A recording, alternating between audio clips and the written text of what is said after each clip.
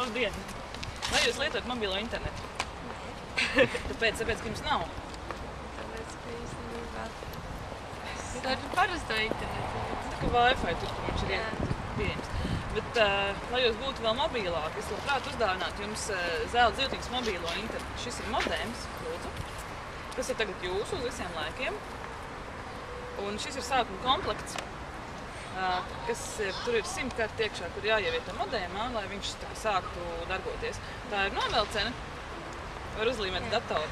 Tā ir pamācība.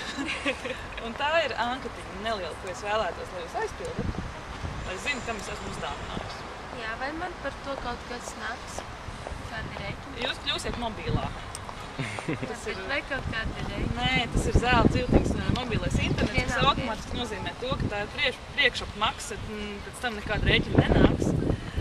Lai turpinātu lietot internetu, ir jāpērk atjaunošanas karta.